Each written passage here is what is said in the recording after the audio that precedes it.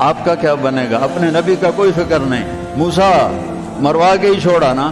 تو ان کا کلا، تم ہو تو اسی قابل کہ تمہیں جوتے پڑیں، لیکن ان معی ربی سیہدین، اللہ مجھے میرے ساتھ ہے، راستہ دے گا. ہے اور ہجرت کی رات میرے نبی نکلے تو ابو بکر کبھی آگے چلتے کبھی پیچھے چلتے، کبھی آگے چلتے کبھی پیچھے چلتے. آپ اپنے پنجوں کے بل چل رہے تھے کہ پاؤں کے نشان نہ پڑ جائیں اور کھوجی نہ دیکھ لیں. تو پھر آپ نے فرمایا ما لکا یا ابا بکر، ابو بکر کیا ہوا ہے؟ کبھی آگے آ جاتے ہو کبھی پیچھے ہو جاتے ہو. کہا یا رسول اللہ، جب مجھے خیال آتا ہے آگے کوئی چھپا ہوا دشمن وار نہ کر دے تو میں آگے ہو جاتا ہوں کہ میرے اوپر آئے، آپ پہ نہ آئے. اور جب مجھے خیال آتا ہے پیچھے سے کوئی آ کے حملہ نہ کر دے تو میں بھاگ کے پیچھے ہو جاتا ہوں کہ آپ کے اوپر وار نہ آئے، میرے اوپر آئے. اور پھر جب غار ثور پر پہنچے، جبل ثور، تو آپ چڑھ نہیں سکتے تھے، ساری انگلیوں سے خون نکل رہا تھا، جو کہ آپ ایسے چلے تھے ایسے. ابو بکر نے کندھے پہ بٹھایا اور پورا پہاڑ طے کیا، اوپر لے گئے، آپ کو باہر بٹھایا، سارے سوراخ بند کیے، اور اس کے بعد سوراخ زیادہ تھے تو پگڑی کو اتارا، اس کو پھاڑ کے سوراخ بند کیے. پھر اس کے بعد سوراخ زیادہ تھے، کرتے کو اتارا اور پھاڑ کے سوراخ بند کیے. ایک جس میں سانپ تھا وہاں اپنی ایڑی کو رکھ دیا، کہا مرحباً یا رسول اللہ. آپ اندر آئے تو اندھیرا تھا، آپ کو پتہ نہیں چلا. جب تھوڑی سی روشنی ہوئی تو آپ نے دیکھا نہ کرتا نہ پگڑی. ابو بکر مالک، یہ کیا ہوا ہے؟ ذرا عمامہ کدھر ہے، ذرا کرتا کدھر ہے؟ تو کہا یا رسول اللہ یہ سوراخ تھے، مجھے ڈر ہوا کہ ان میں کوئی چیز آپ کو تکلیف نہ پہنچائے تو میں نے اپنے کپڑے پھاڑ کے سوراخ بند کیے ہیں. تو ایک دم میرے نبی رونے لگے اور ہاتھ اٹھا کر کہا یا اللہ میں ابو بکر سے راضی ہوں، تو بھی اس سے راضی ہو جا اور اسے جنت میں میرا ساتھی بنا تھا. تو ایک دم جبریل آئے، یا رسول اللہ، اللہ تعالیٰ فرما رہے ہیں ہم ابو بکر سے راضی ہو اور جنت میں آپ کا ساتھی بنا دیا. انہوں نے میرے نبی کی زندگی کو یوں سچ کر دکھایا. موسیٰ علیہ السلام کی قوم کو اللہ نے کہا جاؤ ملک شام جا کے عمالقہ سے لڑو.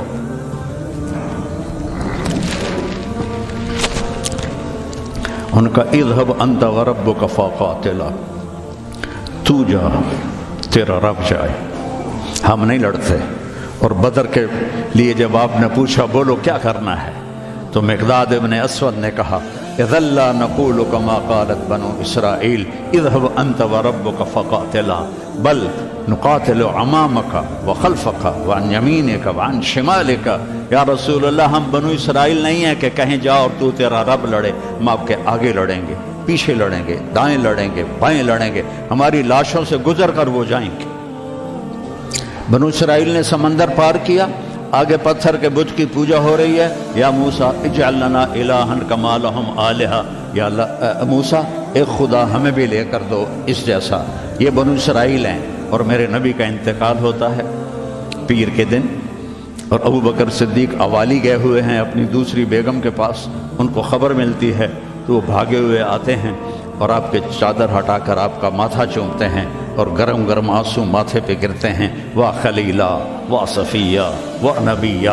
اور اس کے بعد آپ مسجد میں جاتے ہیں تو شور و فغاں ہے اور عمر تلوار لے کے کھڑے ہیں.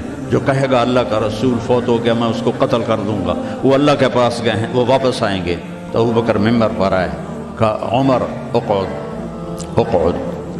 کھڑے ہوئے آدمی کو کہنا ہو بیٹھ جاؤ تو اقعد، اور لیٹے ہوئے آدمی کو کہنا ہو بیٹھ جاؤ تو اجلس. یہ حسن عربی ہے کہ ہر حیت کے لیے الگ لفظ ہے. کھڑے کے لیے اقعد، لیٹے ہوئے کے لیے اجلس. عمر اقعد، کہا نہیں بیٹھوں گا. تو پتہ چل گیا کہ جوش میں ہے. ممبر پر آئے، ایھا الناس من کان یعبد محمدا فإن محمدا قد مات. جو محمد کی پوجا کرتے تھے وہ سن لو کہ انہیں اللہ نے بلا لیا، ان کا انتقال ہو گیا. ومن کان یعبد اللہ فإن اللہ حی لا یموت. اور جو ایک اللہ کی پوجا کرنے والے ہیں ان کا رب زندہ ہے، موت سے پاک ہے. میرے نبی نے ایسے لوگ تیار کیے جنہوں نے میرے نبی کی زندگی کو سچ کر دکھایا اور جانوں کے نذرانے پیش کر کے آپ کی زندگی کو دنیا میں زندہ کیا۔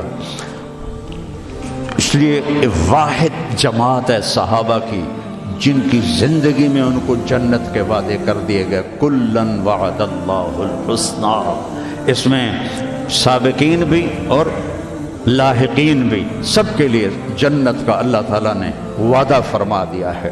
ایک امت تیار کی، ایک امت تیار کی۔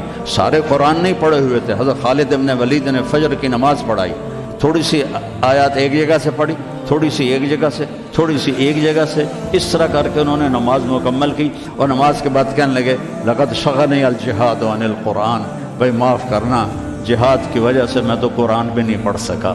لیکن بنے کیا؟ وہ بنے کیا؟ موتا کی جنگ ہے اور میرے نبی کے سامنے منظر کھل چکا ہے۔ آپ نے فرمایا تھا جب چلے تھے کہ پہلا امیر زید بن حارثہ ہوگا، یہ شہید ہو تو پھر جعفر بن نبی طالب ہوگا، یہ شہید ہوں تو پھر عبداللہ بن رواحہ ہوں گے، یہ شہید ہوں تو پھر جسے مرضی بنا لینا۔ ایک یہودی سن رہا تھا، کہنے لگا اے ترائے گئے، یہ گئے، یہ نہیں زندہ آتے۔ تو اور وہاں 1,00,000 رومی اور 3,000 صحابہ۔ تو حضرت زید بن ثابت شہید ہوئے، اللہ کے نبی نے کہا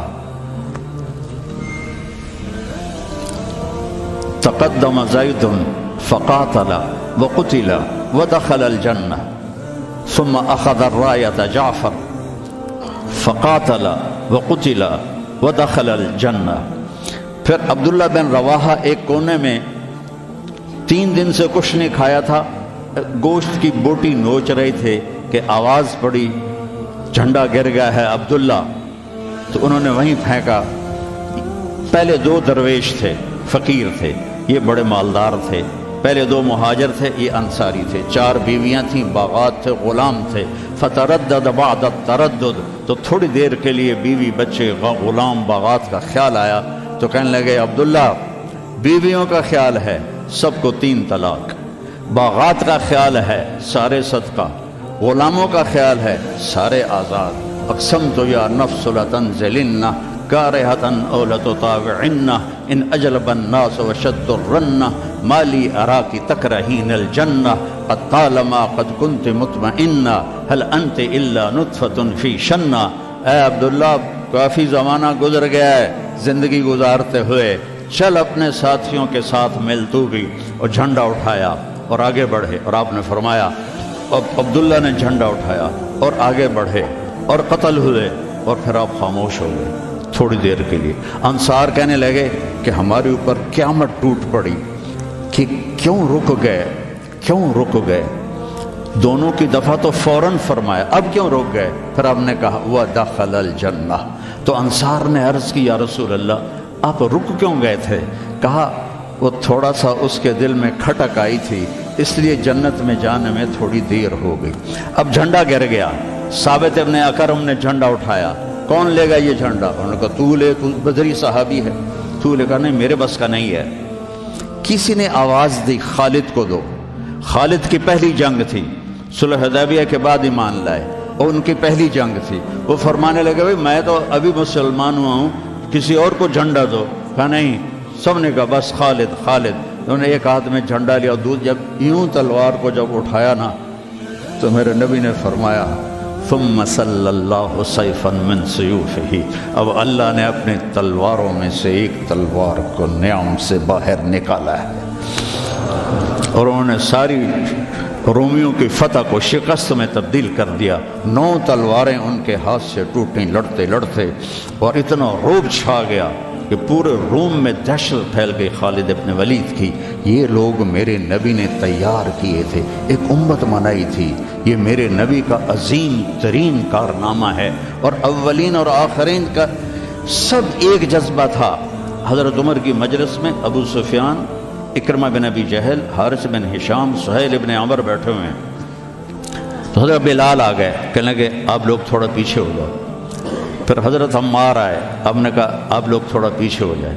پھر حضرت صہیب آئے، آپ نے کہا تم لوگ تھوڑا پیچھے ہو جاؤ۔ پھر حضرت مقداد آئے، آپ نے کہا تم لوگ تھوڑا پیچھے ہوتے ہوتے جوتیوں پہ جا بیٹھے۔ مہاجرین اولین کو آگے بٹھایا تو یہ غصے سے باہر نکل آئے اور ابو سفیان کہنے لگے دیکھتے ہو عمر نے ہمارے ساتھ کیا کیا ہے؟ تو سہیل ابن عمر کہنے لگے صحیح کیا، وہ ہم سے پہلے ایمان لائے تو وہ آگے نکل گئے، ہم بعد میں ایمان لائے تو ہمیں تو پیچھے ہی رہنا ہے۔ تو کہنے لگے اگر آخرت میں پیچھے رہ گئے تو پھر کیا ہوگا؟ یہ فتح مکہ کے مسلمان ہیں، فتح مکہ پھر کیا ہوگا؟ تو سارے گھبرا کے حضرت عمر کے پاس آئے کہ ہم نے دیکھ لیا ہے جو تو نے کیا ہے ٹھیک کیا ہے، چلو ہم پیچھے رہ گئے ہیں لیکن کوئی طریقہ بتاؤ کہ آگے نہیں بڑھ سکتے تو جنت میں ساتھ تو ہو جائے۔ تو انہوں نے فرمایا انہوں نے جہاد میں جان دی تھی، تم بھی جانیں لگا دو تو تم بھی ان کے ساتھ ہو جاؤ گے۔ تو 400 قریشی سردار مکہ سے نکلے، 400، اور حارث ابن ہشام ابو جہل کے چھوٹے بھائی ہیں، اتنے ہر دل عزیز تھے۔ جب یہ نکلے تو سارا مکہ چھوڑنے باہر آیا اور سب رو رہے تھے، بچے بچیاں مرد عورت۔ تو حارث ابن ہشام کھڑے ہو گئے، کہنے لگے یا اہل مکہ، اے اہل مکہ، اللہ کی ذات کی قسم مکے سے محبوب کوئی شہر نہیں، تم سے محبوب کوئی لوگ نہیں، لیکن ایک داعی نے آواز لگائی، اس پر ہمارے غلاموں نے لبیک کہا۔ آج وہ اتنا آگے جا چکے ہیں کہ اگر ہم یہ سارے مکے کے پہاڑ سونا بنا کے خرچ کر دیں تو ان کے ایک مٹھی جو کا اجر بھی نہیں پا سکتے۔ تم اپنی جانوں کا نذرانہ پیش کریں گے کہ آگے نہیں تو برابر تو ہو جائیں۔ تو یہ سارے سرداران تشریف لائے، اجنا دین کی جنگ ہو رہی تھی، اس میں شرکت کی، اس میں فتح ہوئی۔ پھر یرموک کی جنگ ہوئی جو فیصلہ کن جنگ تھی، جس نے شام کا فیصلہ کر دیا ہمیشہ کے لیے۔ 9 دن یہ جنگ چلتی رہی، کبھی ایسے کبھی ایسے کبھی ایسے کبھی ایسے، اور ایک دن ایسا ہوا کہ صحابہ دبتے دبتے دبتے عورتوں کے خیموں تک آ گئے، اتنے قدم اکھڑے کہ عورتوں کے خیموں تک آ گئے۔ تو حضرت اکرمہ رضی اللہ تعالیٰ عنہ نے اپنی تلوار کی نیام کو توڑ دیا اور لوہے کے ٹوپی کو اتار کے پھینک دیا، کہا من یبایعنی علی الموت، یا اللہ ہمیں موت دے گا یا فتح دے گا۔ تو حضرت خالد بن ولید اور اکرمہ رشتہ دار ہیں، تو خالد بن ولید نے ان کا ایسے ہاتھ پکڑ لیا، نا نا نا نا نا نا، ابھی تمہاری ہمیں ضرورت ہے، یہ نہ کرنا یہ نہ کرنا۔ تو انہوں نے کہا الیک عنی، دور ہو جا مجھ سے، انی و ابی کان من اشد الناس عداوۃ لرسول اللہ و افر منکم اليوم، میں اور میرا باپ ساری زندگی دشمن اسلام رہے، آج ہی تو داغ دھونے کا وقت آیا اور میں بھاگ جاؤں۔ ان لک سابقۃ، تو مجھ سے پہلے ایمان لا چکا ہے اور آگے بڑھ چکا ہے، پیچھے ہٹ جا، میرے راستے میں حائل نہ ہو۔ تو سب سے پہلے ان کے بیٹے عامر بن اکرمہ نے بیعت کی، پھر حارث بن ہشام، سہیل بن عمر، زرار بن اوزر، ابو سفیان بن حرب، ان سارے سرداروں نے بیعت کی، اور سب نے اپنے خود لوہے کی ٹوپیاں پھینک دیں اور تلواروں کی نیامیں توڑ دیں اور شیر کی طرح حملہ آور ہوئے، وہ سارے روم کو پلٹا کے پیچھے پھینک دیا۔ اور جب روم کے قدم اکھڑ گئے تو خالد بن ولید فوراً بھاگے بھاگے واپس آئے کہ میں پتہ کروں کہ اکرمہ کس حال میں ہے اور عمر کس حال میں، ایک مخزومی ہے نا دونوں۔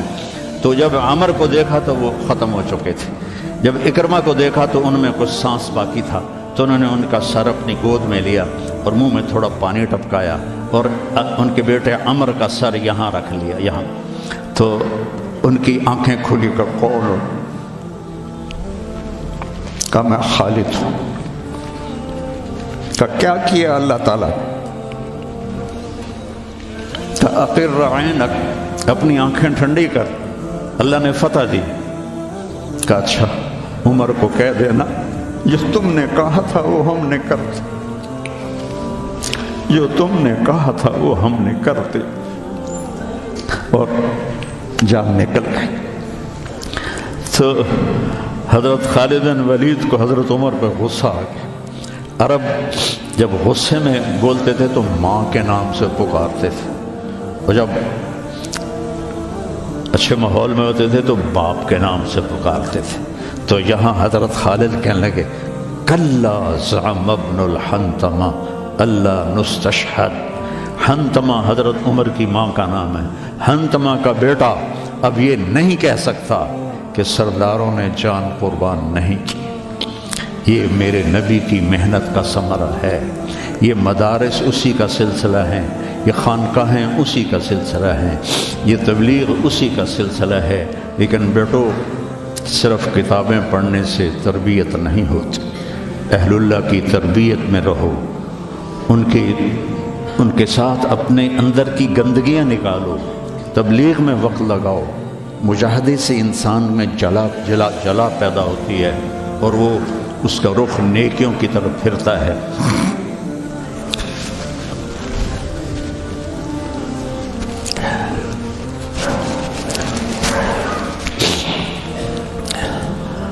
تو نیت کرتے ہو سارے؟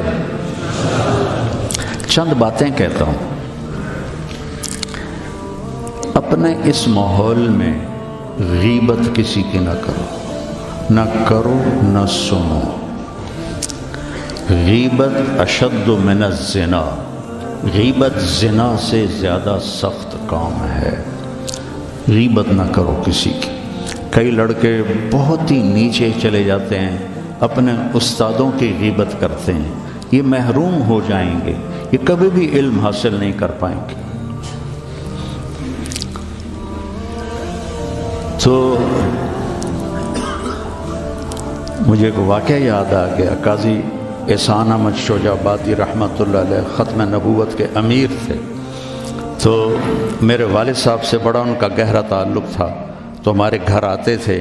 میں چھوٹا تھا تو انہوں نے اپنا واقعہ سنایا کہ میں تو ناقص کا صیغہ ہوں قاضی. تو ویسے بھی میں ناقص تھا. مجھے اتنا پڑھنا لکھنا آتا نہیں تھا. اور ایک طالب علم تھا جو بہت قابل تھا اور وہ استاد پہ ایسا اشکال کرتا کہ استاد کو جواب نہیں آتا تھا. تو پھر وہ ہنس پڑتا تھا. تو ایک دن استاد نے دکھی ہو کر کہا جا تو بھینسیں ہی چرائے گا. اور ایک دفعہ میرے استاد اٹھے تو ان کا جوتا دور پڑا تھا. تو میں بھاگ کے گیا، جوتا اٹھا کے لایا اور ان کے سامنے رکھا. کہنے لگے بادشاہ تیرے جوتے سیدھے کریں گے انشاءاللہ. تو قاضی صاحب فرمانے لگے کہ اس لڑکے کو میں نے خود بھینسیں چراتے دیکھا. میں نے اسے خود بھینسیں چراتے دیکھا. اور تحریک ختم نبوت میں جب قاضی صاحب کو، چونکہ یہ تحریک کے سر امیر تھے، جب ان کو بلایا گیا تو جنرل اعظم تھا گورنر پنجاب کا. تو جو بھی بات چیت ہوئی وہ تو انہوں نے نہیں بتائی تھی. جب اٹھے تو ان کے جوتے قالین سے پرے پڑے تھے. تو جنرل اعظم بھاگ کے گیا اور آپ کے جوتے اٹھا کے لا کے آپ کے سامنے رکھے. تو قاضی صاحب رونے لگے. تو انہوں نے کہا حضرت جی اس میں رونے کی کیا بات؟ کہا نہیں، ایک بات یاد آئی ہے اپنے استاد کی، آج اس کو زندہ ہوتا دیکھ رہا ہوں تو اس پہ رونا آیا ہے. اپنے استادوں کی غیبت نہ کرو، ان کی برائی نہ دیکھو. وہ آنکھیں بند کر دو جو کسی کی برائی دیکھتی. اپنے عیب دیکھو، دوسروں کی خوبیاں دیکھو. ایک آپ میں غیبت نہ ہو. کوئی آپس میں لڑا ہوا نہ ہو کہ میں نے اس سے بات نہیں کرنی. اب بچے ہیں، جوان ہیں، ہو سکتا ہے کوئی بچہ کسی بچے سے لڑا ہوا ہو اور اس کی بول چال بند ہو. تو ایسے دل کے اوپر تالے نہ لگاؤ. اپنے دل کو کھلا کرو اور معاف کر دو اور اس کے سینے سے لگ جاؤ. تب جا کر تمہارے اندر علم کا کچھ نور آئے گا. جس دل میں بغض ہوتا ہے اس میں علم نہیں آتا ہے. اور پہلی تکبیر اولیٰ کی کوشش کرو. تکبیر اولیٰ کے ساتھ نماز پڑھنے کی کوشش کرو. تکبیر اولیٰ کے ساتھ نماز پڑھنے کی کوشش کرو. اب جوان ہیں، تہجد کی پابندی کرو. بڑی پرانی بات ہے. مولانا یوسف صاحب رحمہ اللہ کے تھے ایک تربیت یافتہ میاں جی نیواتی. تو ان کی جماعت آئی ہوئی تھی تو میں ان سے ملنے گیا. مجھ سے کہنے لگے مولوی صاحب اگر اپنی بات میں اثر پیدا کرنا ہے تو رات کو اٹھنا سیکھ لے، اگر اپنی بات میں اثر پیدا کرنا ہے تو رات کا اٹھنا سیکھ لے۔